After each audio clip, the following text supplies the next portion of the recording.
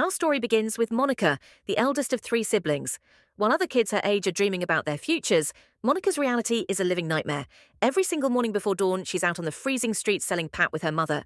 To make matters worse, a creepy older customer named Uzo constantly harasses her, touching her inappropriately right in front of her mother. Monica is disgusted, but her mother brutally brushes it off, telling her to just endure it for the money. But Monica's shifts don't end there. After hawking, she rushes home to play mom, preparing her younger siblings for school.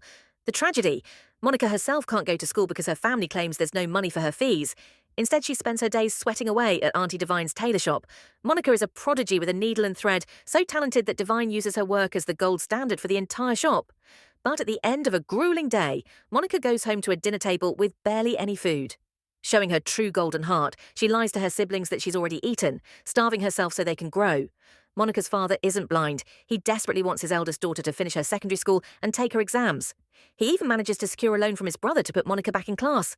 But just when there's a glimmer of hope, Monica's greedy mother shuts it down.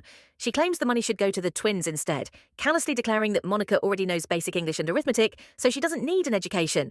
Then disaster strikes. Her mother falls ill, forcing Monica to hawk alone. Seeing her unprotected, the predator Uzo corners her, aggressively groping her and offering 15,000 naira to take her into his house.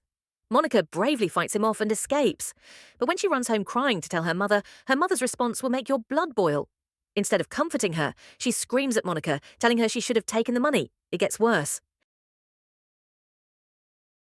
Every time Monica gets her hard-earned salary from the tailor shop, her mother forcefully extorts it from her.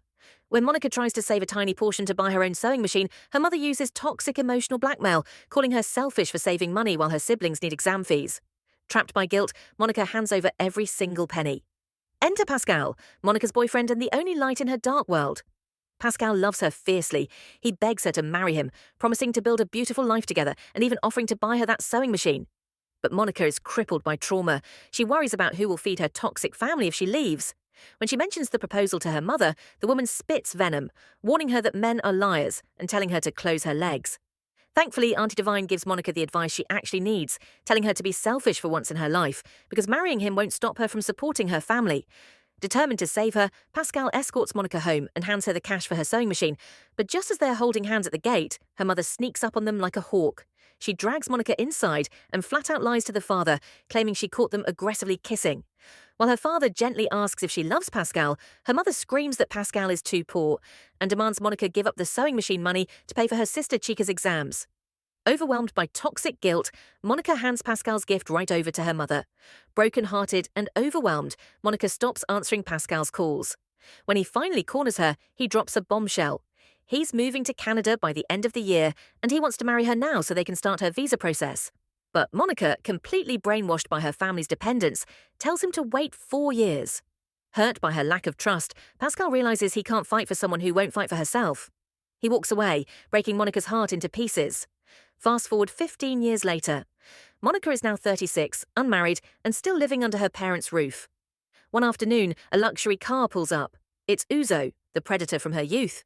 He mocks her openly, laughing at the fact that her pride kept her from marrying him, bragging that she could have lived in a mansion instead of rotting away. Monica walks away in tears, only to return home to a party. Her younger sister, Chica, just got a high-paying job. In the heat of excitement, Chica throws a devastating insult right at Monica's face, bragging that she won't be stuck in her parents' house in her old age. Days later, Monica spots Chica flaunting a brand new iPhone worth over 3 million naira. Monica is completely floored.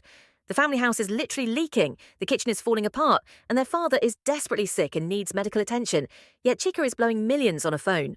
When Monica confronts her, their mother aggressively snaps, telling Monica to mind her business and stop being jealous, hinting that Chica is old enough to accept expensive gifts from male admirers. Just when Monica thinks things can't get any lower, Auntie Divine delivers some bittersweet news. Her husband got a job in Canada, and she is closing the shop. Recognizing Monica's loyalty, Divine hands over the entire tailoring business, lock, stock and barrel, to Monica for free. Monica is ecstatic. She finally has something of her own, but her joy is brutally short-lived. That evening, Monica walks into her living room and freezes. Sitting on the couch is Pascal, back from Canada, looking wealthy and handsome. Monica's heart leaps. She asks if he finally came back for her. But before Pascal can answer, Chica stands up with a smug smile and drops a nuclear bomb, announcing that this is their introduction ceremony and she and Pascal are getting married. Monica's world shatters. The sick truth comes to light. A few months ago, Pascal came back to Nigeria desperately searching for Monica, but he ran into Chika first. Seizing the opportunity, the venomous Chika bad-mouthed Monica, telling Pascal that Monica had zero ambition, was still a lowly tailor, and had been sleeping around with multiple men. Heartbroken and deceived, Pascal fell right into Chika's trap. And the most disgusting part? Monica's mother knew about the manipulation the entire time and encouraged it. When Monica confronts her, her mother coldly says that Monica claimed Pascal was poor, so she shouldn't be crying now. Monica corners Pascal, weeping, telling him she never stopped loving him and even messaged him on Facebook for years. Pascal coldly admits he saw the messages but ignored them out of spite. Now, he says, he has completely moved on and loves her sister. The wedding preparations turn into a living hell. Chika and her mother loudly brag about the lavish gifts, completely ignoring Monica's bleeding heart. Only her father pulls her aside, gently telling her that God has a bigger plan for her and that he will support her whether she attends the wedding or not. Showing the grace of a saint, Monica calls a family meeting, forgives them, and attends the wedding.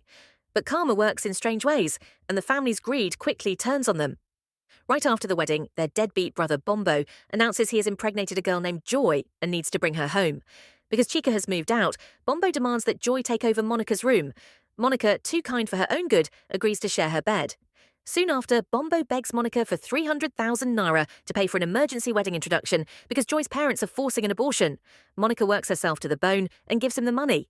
But how is she rewarded? Months later, Monica comes home to find Joy threw all of Monica's clothes onto the floor. Joy dramatically cries that she needs the entire wardrobe for the unborn baby, throwing a tantrum to fake a high blood pressure spike. For weeks, Monica is forced to sleep on the hard floor because Joy kicks her out of bed. When Monica finally complains to her mother, Joy and Bombo team up against her, sneering that she's a 36-year-old loser who shouldn't even be living with her parents. Her mother stands there, silently agreeing. That is the absolute final straw. The dam breaks. Monica packs her bags as her mother frantically tries to minimize her cruelty. But Monica lets out 36 years of pent-up pain. She screams the truth.